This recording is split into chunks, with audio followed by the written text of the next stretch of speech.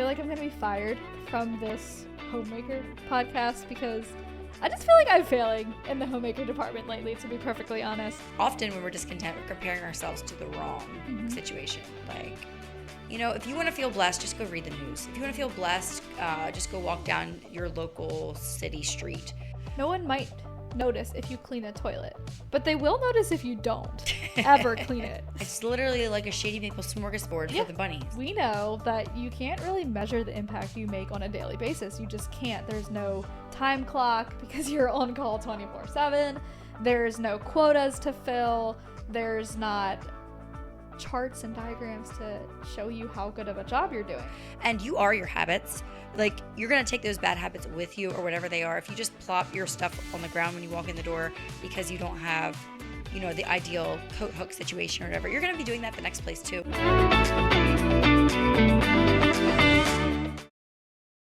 Ouch. My shoulder just popped. I heard that. Oh my word. Speaking of popping shoulders, I feel like I'm a little bit rusty. We haven't done this in a little bit. It has been a while, but then again, it just feels like it feels natural. Yeah. You know, it's good to be back in the chair again. It is. Nice to see you all. And you guys had a little homework from the end of last season, but we'll get to that in a little bit. First of all, how's your summer? I mean, we're in full swing of summer here in Pennsylvania. It was what? Let's give the weather report. Just because it was so miserable, you guys can hear about it. Yeah. Last week it did nothing but rain, gloomy, miserable rain. We went swimming, I think, only once last week. Thursday it finally straightened up a bit and we were able to get outside. But like not even hot, like cold, like 67 degrees, whatever, miserable.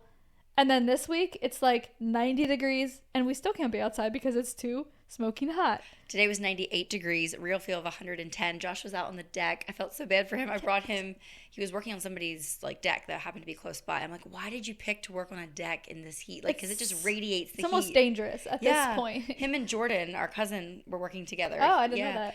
And so I brought meadow tea over, but I'm like, I'm sorry. This is like spitting into a fire. It's that hot. Like, bringing meadow tea over is not going to cool you down for long. Well, I went over to Joelle's house today. I took the boys over to swim for a little bit. Your sister. Yeah, my sister, because they were just desperate to see their cousins. Finley was like, did you ask her yet? Are they coming over? And then I said, hey, come here, boys. And they're like, oh, is Jayden here? I'm like, no, why would he be coming?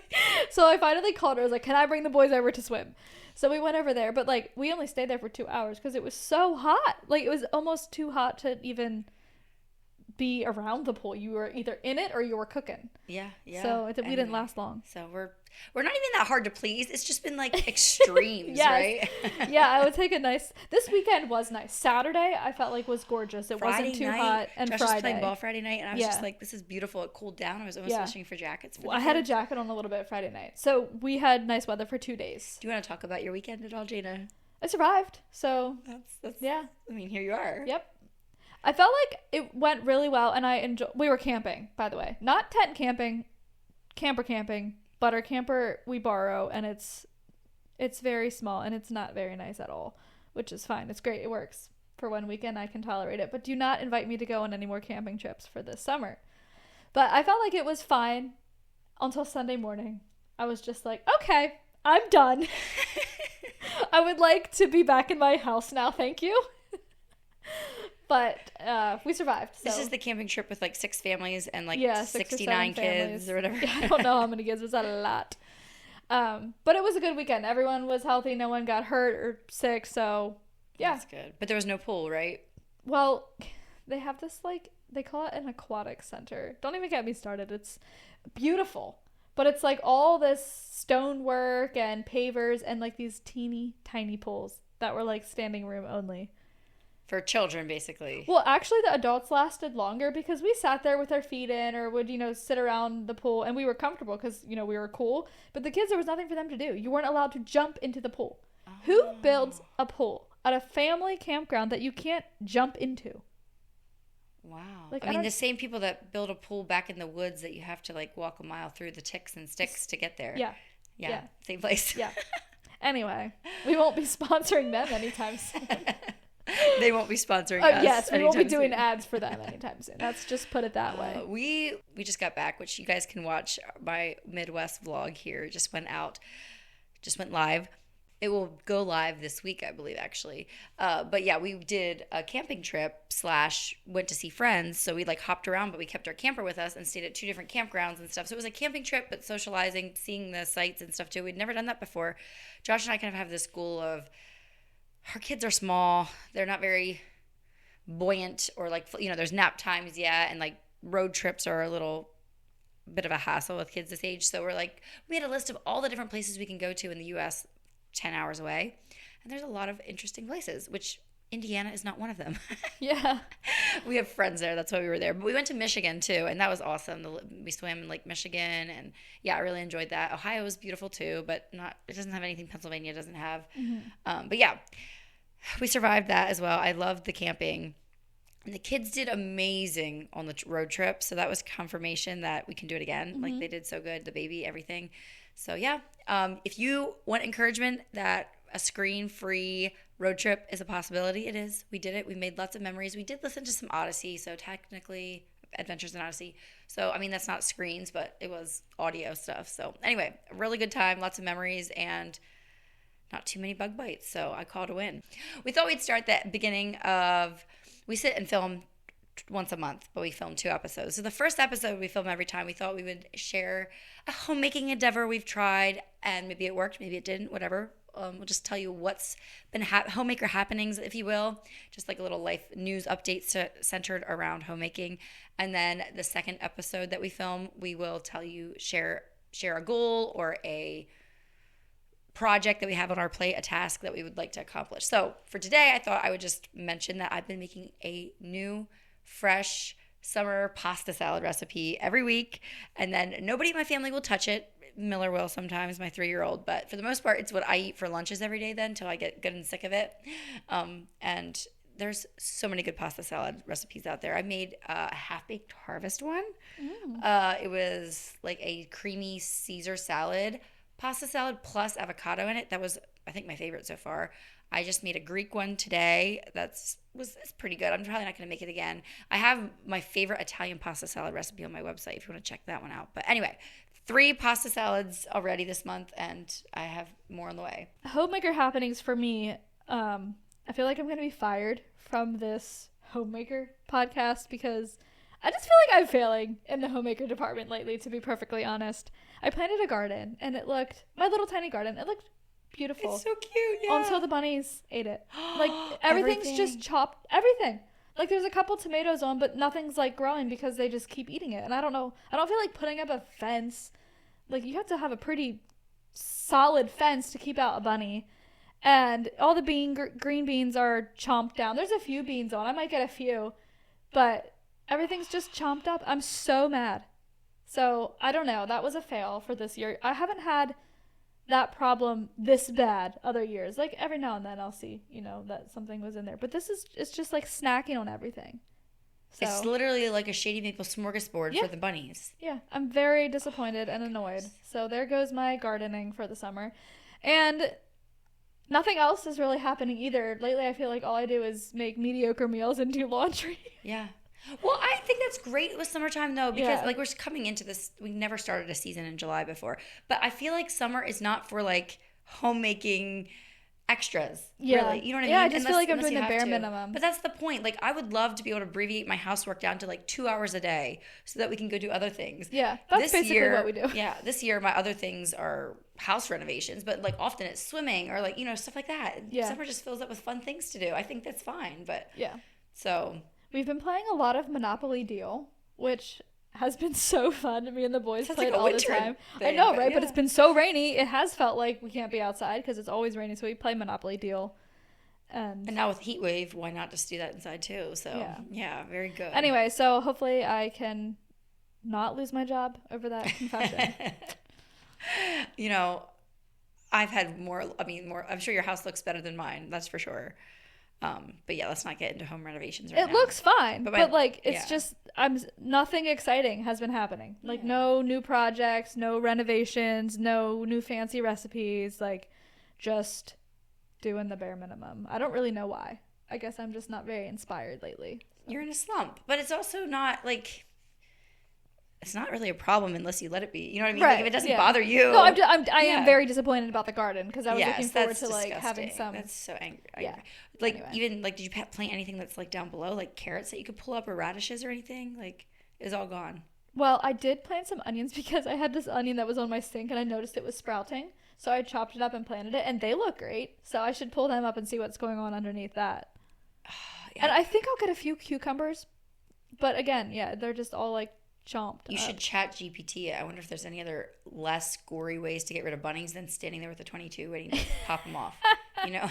Oh, a couple of housekeeping notes. We are at the beginning of a new season, so I wanted to make sure that I mentioned that we are on Apple Podcasts, Spotify, on YouTube. That's our preferred method to promote because then you get the visuals. Today, Jayna and I are sitting here in very florally jumper dresses. Yes, did you know you can wear a jumper dress even if you like to, wear sleeves and stuff? You just have to layer a little bit. It's maybe not the most ideal in the summer. I have the exact same undershirt on too. They look so similar. Like the ribbed. This is an Amazon one. Yours looks... Mine too. Okay, very good. Yep, you can.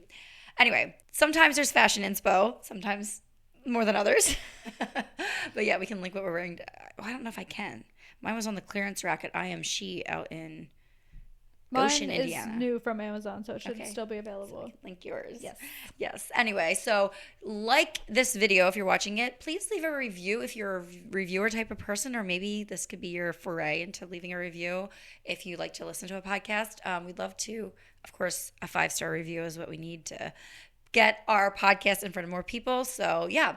Also, it's nice if you can share the link. If you have a friend, if you ever listen to one of our podcasts and you're like, oh my goodness, my friend would really enjoy this one or get something out of it, you can just hit the little curved arrow underneath and then it'll give you the link. You can copy paste it into your text thread or your WhatsApp group or whatever and share it out. That's how we grow. And yeah, we just appreciate any exposure that you guys give us because that's how we can help others out. And I don't know, it's more fun talking when others are going to listen to it. It feels just more worthwhile. Sure. I mean, absolutely. There's no point in doing it. No one's going to listen. Also, I did want to mention something I've been reading lately. You guys know Voetberg Music Academy sponsors our podcast.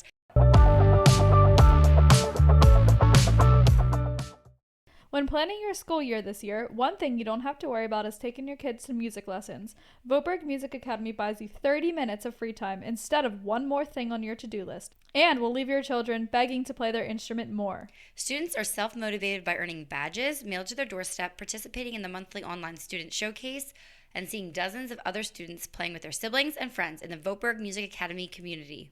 At Voetberg Music Academy, you aren't on your own. Each student has 24/7 access to their instructor and receives personalized feedback on live coaching calls, which allows students to learn faster and easier. This school year, use our code Homemaker20 to join thousands of other Christian families learning to play together with the leader of online music lessons, VoetbergMusicAcademy.com. With new intermediate and advanced piano, ukulele, fiddle, and guitar courses released this summer, Voetberg Music Academy is your one-stop shop from your family first unboxing your instruments to playing for worship, writing music, or playing in a family band. The Voetberg family loves playing music together, and they want to help you bring the gift of music into your home in an affordable, efficient, and family-centered way. This month, use our code Homemaker20 to get 20% off each month you're subscribed and encounter the proprietary Voetberg method experience where siblings can share lessons and learn music in a way they'll never forget, even when lessons stop. They have a magazine out right now. They did not ask me to share this, but I actually really enjoyed it. It's called Now That We're a Family. Sometimes some of their content can come across as a little idealistic or something, but I kind of like that. It's like something to strive for. Like I'll never reach the pinnacle of perfection, obviously, and they would say they would never do that either. But I enjoyed reading about very familiar topics in this Now That We're a Family magazine, but it's familiar topics from maybe a little bit of a different perspective than just like the Mennonite worldview and stuff. So, and yeah, for the most part, I thought it was pretty theologically sound. I haven't finished this one completely, but I've read most of the articles already. So I am planning on getting their next issue. We'll see. I don't know. You have to buy them one at a time, and they're not super cheap. Maybe you can take it home with you. Yeah, it's very well loved. Look how worn it is. I don't know. I kind of like to take magazines are great summer reading because if they get wet at the pool or something, big whoop. Yeah. Anyway, so I really am liking. I like the first issue, so we'll see what we think of the second one. Some of them are a little heavier than others, but yeah, they do have a it looks beautiful variety of contributors and stuff. Yeah, it's really well done. I mean, the photography. It's just fun to sometimes hear different perspectives, and they're not on line as much anymore. So I think it's so cool how print media is coming back. I mean, we have this magazine and Daughters of Promise publication. Because when I was little, I remember my mom getting magazines in the mail, and they weren't necessarily uplifting like that. She got, I think, Good Housekeeping, and maybe was there like a ladies' home journal or something. I don't know. So I love to read them when she was done with them, and I know she passed them around to her friends too when she was done. But I just think print media is so cool, and especially if it's something worthwhile. Like, how fun. Yeah, well, there you go. A little recommendation. Speaking of reading material, that brings us to the topic of today's video. If you are stuck inside from the heat and you're in a reading season, we recommended, well, Jayna, was this your idea, I think, this book? Yes, I recommended this book. Yeah, the book's called Every Home a Foundation. We'll link it down below just in case you did not read this book. Our goal today with this episode is to have anybody enjoy listening to it. We're going to discuss concepts in this book, but we're not going to just regurgitate the book. We're going to try not to. I feel like whether you read the book or not, you can enjoy today's episode, but if you did not read it, we will definitely put a link down below for you guys to check it out. It is by Phylicia Masonheimer, one of our favorites to get like actually theologically sound doctrine, and she does it in an interesting way. I feel she like does. Applicable way. Yeah. And we're Mennonites, so some of our viewpoints and things can be different. But I love how she always points it back to Christ and the Bible, and like to be your own theologian and all of that. And yeah, I really appreciate how she differentiates from first tier issues, second tier issues, and third tier issues, and explains how some things like you can't be compromising on, like this is what the Bible says and you can't compromise in this, and then other things are more up to your own interpretation, and it doesn't matter so much if you have differences of opinion, and you can go to a church and not quite agree with every little thing, but as long as your first tier doctrinal issues are sound, then that's the most important thing. So that's one thing that I really appreciate about her. And as always, obviously, I don't know everything that she believes. Just because we're talking about her book today doesn't mean we can endorse everything she stands for. I think she did a podcast at one point about the headship covering, I believe. She talked about it. Obviously, we come out at different places, but we're still sisters in Christ, and I still really enjoy her content. Because it's not a first tier issue, so that's... I feel like we're all mature enough to get that. So absolutely. No more of the disclaimers. Yeah. The point of her book is the importance of the home and how you can experience God through your everyday routine. So she goes, talks about pretty much every aspect of your home and family life. And along the way, she gives very detailed, practical ways to have your home be a place that is a comfort to you and your sanctuary, but also doing the kingdom work. Right off the bat, she starts out by explaining like how we've come to the place where we are now, where people's homes are not fulfilling them or they never leave them.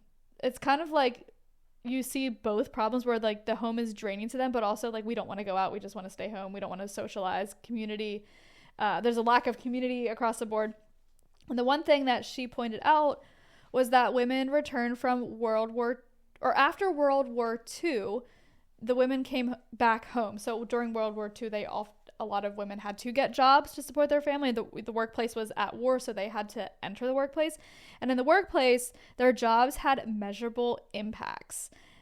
At the home, your jobs, we know that you can't really measure the impact you make on a daily basis. You just can't. There's no time clock because you're on call 24/7. There's no quotas to fill. There's not charts and diagrams to show you how good of a job you're doing. At the same time, the job in the home was easier, less appealing, and less time consuming because of modern inventions. They didn't have to stand there and wash their dishes by hand. They could plop them in the dishwasher. So they came home from this very fulfilling job that was measurable, and now they're home with these chores that are easier, more boring, and not as fulfilling. So she states that as the reason for the decline in just us appreciating our job as homemakers and enjoying it and thriving in this role. And then her purpose in this book is how do we get that back? You can almost see like the telephone thing, like working, or you just share your bad attitude about, you don't, like nobody probably voiced it before, the drudgeries of homemaking and stuff. Yeah. And then it just build on each other and people write articles about it. And well, I feel that way too. And like, it's very understandable. Yeah, I can see exactly how it happened. We've both been in the workplace. Listen to our next episode that's coming out. We talk about work and some of our job experiences and stuff. But yeah, I thought on page 12, I wanted to read this. I wrote this down. I thought it was So true. She says, through a combination of many factors, the Western home became a place to crash, a place to recover from the world, not a place to serve or to prepare for it. And I thought that was so true. It's a great, concise way of saying it. What is our home for? Our home is real life, and it's a great place. It's a sanctuary. It's a place to go out and serve again. How often, especially on weekends, I really feel that as our home is just like this crash pad. We come home, we throw our clothes, in the hamper, grab the new ones again, head to the next thing or whatever, and it's just like a crash pad. Yeah, but she says the home is either a place of overwhelm or isolation. So you're either there and you're feeling overwhelmed and not fulfilled, or else you're just like hiding away and not wanting, It's like leave. The two extremes. Yeah. But they're kind of both happening at the same time, too. Yeah, and one day could be one way and another day day. Yeah. She really will talk about hospitality at the end, because that's when she talks about it in her book, and boy, some of that stuff really hit home. Yes, I was convicted. I mentioned the longing for community or lack of community, and one thing, a quote from her that I really liked, she says, "We have to leave our homes to form relationships that will fill our homes with goodness." So if you're not ever leaving your home, you don't have anything to bring back into it to fill it up either. So... Which I think in Lancaster County, it's quicker for our home to be a place of overwhelm than a place of isolation. For sure. Because if you do really, truly enjoy that isolation, you're probably not living in Lancaster County anymore. No. So maybe that's more of a struggle for the homesteader or someone like that. Yeah. But yeah, it's both and. They're both simultaneous problems. On page 24, she makes a comment that discontent lives in the future. And I thought that was so true. Like, how often do I think, well... in the future, I want this, and wouldn't it be cool if I had that? And that's all focused on the future, which is fine to dream and dream and like imagine what could be someday. But also I think it's important to be content with what you have now and to focus on today and not worry about tomorrow, because tomorrow will have enough trouble of its own. Yeah, that is really true. It's easy. I liked how, we talked earlier about the Now That We're a Family magazine. Katie Voetberg was talking about how they were living in a tent for a while and everything at a conference we were at a while back. And she really said that too, how we think we're going to be this other type of person once we have our home in order, or once we have a renovation done, or once we're in our actual home that we're not renting or whatever. And you are your habits. Like, you're going to take those bad habits with you, or whatever they are. If you just plop your stuff on the ground when you walk in the door because you don't have the ideal coat hook situation or whatever, you're going to be doing that the next place too, just because you take your habits with you. So be your ideal person, even if you're in an unideal nest, home, whatever. She talks on page 22 about how perspective is a great thing to have when comparison threatens you to be content. Discontent. Yeah. Often when we're discontent, we're comparing ourselves to the wrong situation. Like, if you want to feel blessed, just go read the news. If you want to feel blessed, just go walk down your local city street. Look into the eyes of the guy sitting on the park bench or whatever, and just, it'll put things in perspective real quickly. Yeah, lift up your eyes from social media and look at real life, actual people. Yeah, that's very true. Get off the Pinterest kitchen inspo and stuff. Yeah. Something that I found comforting / encouraging was she talked about how Jesus visited humble homes, and throughout the New Testament we see him just spending time with ordinary people in their ordinary homes. It doesn't say, and he visited the nicest house on the street. No, he just went to the most ordinary. We can imagine. It doesn't say, it doesn't describe their homes. So I feel like I live in a pretty ordinary home. It's nothing special. Sometimes it's easy to be like, well, no one wants to come over to my house. Like, it's kind of boring and whatever. The kitchen's kind of whatever, and the bathroom's kind of ugh. So, like, why should I bother having anyone over? I can't impress them, but that's totally not the point. And this is kind of getting into the hospitality thing a little bit, but how, like, your home is enough, and you can clean a home that's not, like, up to the standards. No excuse. Is your home a place that Jesus would want to visit? And I don't think it has anything to do with the size of it or the color of the walls or the kitchen cabinets, but everything to do with who is inside of it. Yeah. I always envision, like, when Jesus would come into somebody's home, I guess that's maybe from the Zacchaeus story too somewhat, but, like, if Jesus was going to come to your home, it was, like, such an honor. And, like, everybody in your town would be jealous of you that Jesus came to your house.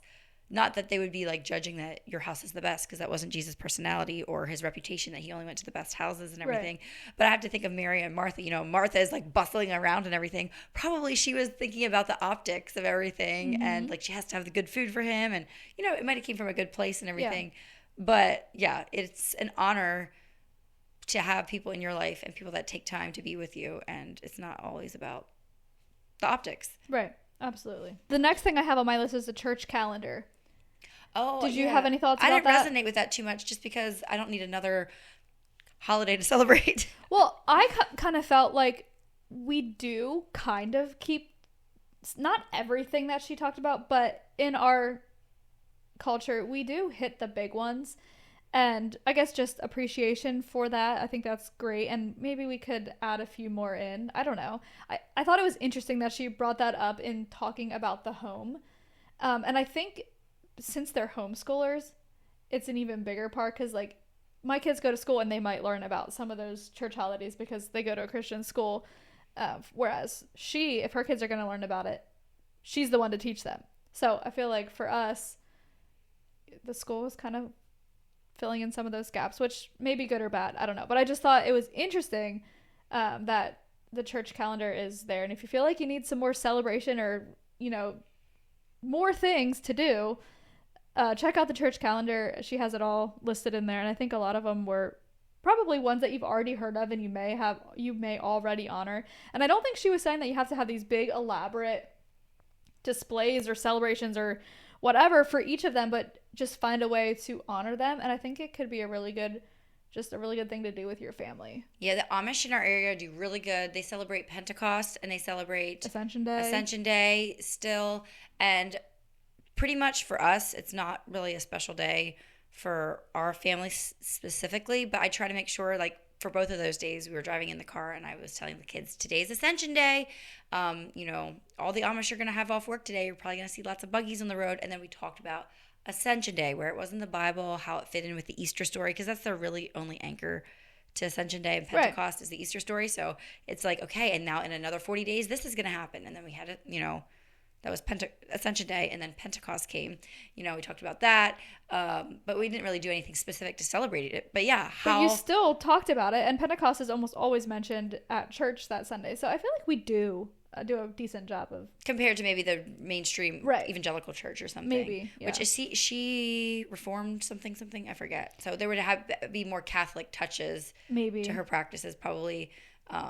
And like the Catholic Church does a really good job of not letting some of those holidays slip by the wayside. Yeah. You know, they have Epiphany and all those things. That if you want to get the book, she talks about all the different church holidays and little things they do for them. I thought it was interesting. Another thing she says on page 78 is that unseen tasks deserve to be done well. And I think that is something both of our moms taught us fairly well over the years of being a child and learning how to clean and learning how to do that. If something is worth doing, it's worth doing right. And after a while, if you do the unseen tasks not well, eventually it'll be seen. You know what I mean? Like, if you are eventually it's going to catch up to you. So if you keep those unseen tasks unseen, then they won't be seen. Is this a Mennonite parable / story or not? I'm not sure. But the story of the boy who goes out and just dumps his seeds in a pile in the field because he doesn't feel like sowing them. Oh, I don't know if I've heard that. And he walks away. Is this in the Bible too? I think this is like a modern day telling of the Bible parable maybe. I'm not sure. I have to look into this again. But anyway, the boy dumps the bag of seeds. He's lazy. He wants to go fishing, jumps the bag of seeds and leaves. And then, of course, the weeds take over the field and nobody knows about it for weeks and weeks until... Yeah. You know what happens. So I tell my kids that story because every morning they need to go water the plants, you know, now that it's not raining every day anymore and it's like 99 degrees outside. You know, I'm like, you know what? I'm not going to know. I mean, I can because I'll go out and feel the dirt or whatever. But I'm like, I don't need to always go out and be breathing down your neck. But guess what? Like, we're going to know real quickly if you did your task well or not. Yeah. There's going to be repercussions real fast. You know, the flowers are going to wilt. The herbs are going to die, and they know, like, the herbs. I always tell them when I'm putting herbs in their food and stuff because it makes the food taste better. And anyway, I just teaching them the repercussions. And same thing happens with dust or, you know, the dishwasher. No one might notice if you clean a toilet, but they will notice if you don't ever clean it. So. Very true. Very true. She says earlier in the book, the quote is, Page 34. Loving the home you're in is about releasing control of the things you just can't change and taking charge of the things that you can, which a lot of the times is cleanliness. Anybody can be clean. But I was thinking about this. Was there any in your first home or your second home, anything that you just couldn't change but you made the best of it? Or like, did anything come to mind? I really thought about that a lot. And I honestly couldn't think of a lot of things. We didn't make a lot of changes. We just kind of accepted it, I guess. Our sunroom is probably one of the biggest pain points in my house because we don't have a garage and everyone comes in and out that room. And when we bought the house, I pictured like this beautiful room. I mean, at one point I had like wicker furniture and a rug, I think, and a table. Like, it was supposed to be a pretty place that we would sit and hang out. Well, that never happened. Instead, it's more like a garage. So now we have a golf shoe rack and we have a chest and I had swinging macrame swings at one point. We got rid of those. And I'm like, you know what? Maybe I should just get a big, like, cupboard, like a pantry type thing for more storage. And we have, like, a ball rack, a ball housing station in there. So it's like a garage. And I think we've kind of just embraced that. And I think the next step is to try to make the storage more accessible and maybe even prettier and just lean into the storage side of things and lean into it being a garage and not a fancy sitting room. And I think as we trend that direction, it will be less of a pain point because I'm not trying to make it something that it's just not going to be. Yeah, your family has spoken. Like, that's what they want to use the space for. Yeah. You don't need to serve your house. Your house needs to serve you. Right. So I think you definitely should. Absolutely. But that's a good winter project. So, right. You know. And I think I just started thinking about that. And we've been slowly transitioning. But I'm like, okay, well, maybe it's time I just get on board and, like, really lean into this and make it work for all of us. Yeah, and I think it's possible. Well, you also don't really heat it. So who wants to sit there when it's freezing cold in the winter? You'll just go outside in the summer. Or it's blazing hot in the summer. Yeah, so it's just really not... It's a bad design. Like, they never should have built it. It should have been like a little carport or garage. So since we're not willing to change that, I think we're just going to have to make it into what it really is. Yeah, a dump. Flexibility. You know, I thought about our first home going into our bathroom. There was this like arched doorway and then another door. It was really weird anyway. So we were very, you know, I was going to say poor, but, you know, newly married, newlyweds. It goes without saying. You don't have gobs of money, right? So Josh just built a door out of old barnwood that he had from a job he was working on. And he made this really pretty door that otherwise would have been like a really weird situation. And it was really cute. Also, we salvaged so many different things out of the basement that the old people had left there at that house. There was like hairpin legs that we used. Actually, that was this house. We found hairpin legs in the basement that we turned into an entryway table. And Josh's desk to this day is like a reject broken desk that was left at our old house in the basement. And we just cleaned it up, painted it. And it's been working. Like, we've been married 11 years now, and that's what he's always been using. Just some elbow grease, some creativity, some vision can take something and go a lot further than it would have originally. Which actually transitions really well into the next thing I had written down, or not the next thing, but one of the things is, are we buying new things versus fixing or taking care of the things that we have? And that was very convicting to me because in this world of Amazon, I tell Eric all the time, like, he wants to save everything. And I'm like, okay, if you need this 5 years from now, will you be able to find it, first of all? Or is it going to be easier just to buy a new one than to store it for however many years until you need it and then remember where you put it? Or should we just throw it out now, and if you need it, then we'll get a new one? And maybe he's more right. Maybe we should be keeping more things, which we do because he usually wins that argument. But maybe he's right. Like, maybe we need to focus more on keeping things and finding a good way to store it and be more organized and take care. I know we can take better care of our things, especially the children. Goes without saying. Yeah.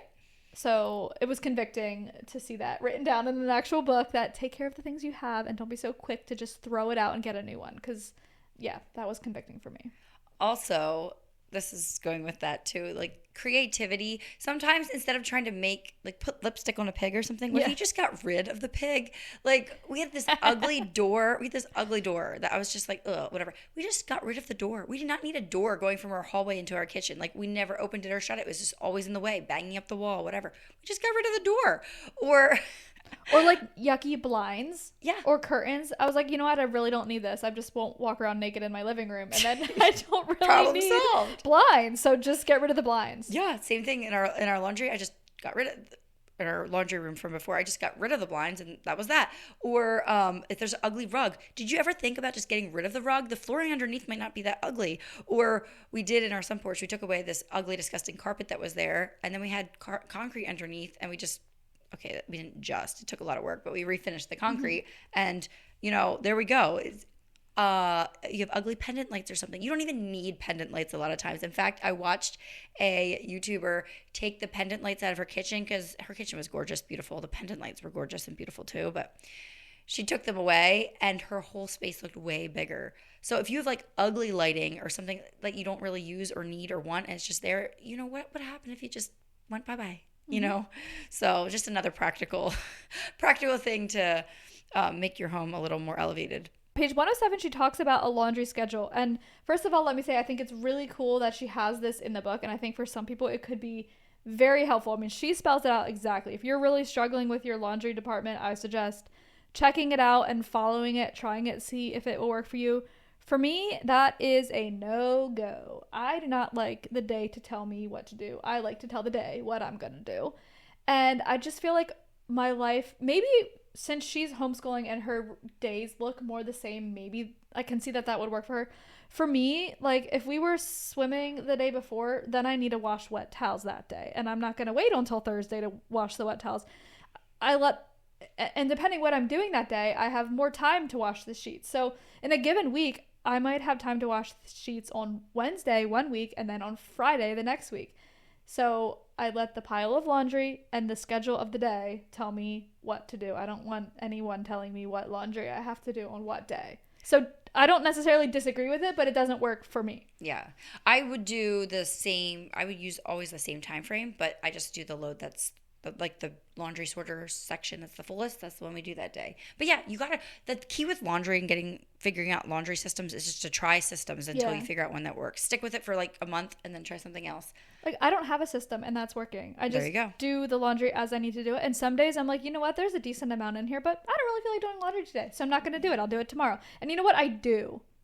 Like I would never let it just pile up and pile up. I do what needs to be done, but I also like to some days to not do laundry. I think there's some unspoken Mennonite blood in this situation too, where our foremothers and on, laundry was dictated by the weather. It was a nice day out, nice crisp breeze. We're doing laundry. And I think sometimes we just get that bug in us. Yeah. So today I had a mountain. I'm not sure if I've ever had such a mountain of laundry to do. Bedding and stuff from camping. And then we went on the river tubing last night. So I had that stuff. So much laundry. But I am waiting for a nice sunny day where I don't have lots of other wash because I have this white quilt on my bed. And it needs to be washed with some bleach and then hung out in the sun, and I'm just waiting for the perfect day to do that. But like it wouldn't work today because I had way too much other stuff, and it might not work on Thursday because it's gonna rain, so it has to be the right day. Yeah.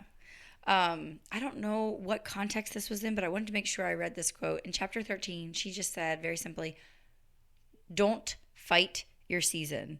Yeah. And I think that goes with laundry, that goes with so many other things too. Like just because it works for somebody else, maybe they're in a different season. Like we talked about Phylicia's in a homeschooling season, which neither of us are in. So, every season comes with hard and good. And don't fight your season. I just thought that was so profound. Yeah. Maybe if things are not ideally how you want them to be in this moment, it's like, well, maybe it will be someday. Or maybe when the children, be kind to yourself. Remember who you're comparing yourself to. Are they in the same season as you? Do they have the same circumstances you have? Probably not. Stop comparing. Yeah, absolutely. Amen. I was really convicted about her hospitality chapter. We're not going to get too much into it. I highly recommend getting the book, read it for yourself. I was feeling convicted with, yeah, sure, I had people over, but I don't make a huge effort to have like random people over. Usually when I want to have people over, it's like, who's going to be life-giving to me and to my children? Who do my children want to see and hang out with? This is like pretty vulnerable, but yeah, that's how it is. It's like, who do I want to hang out with this weekend, or who haven't I seen in a while that I'm wanting to see and chat with and catch up on life with? It's not often me framing it in my brain. Who would enjoy an evening away? Who would enjoy not having to cook this evening?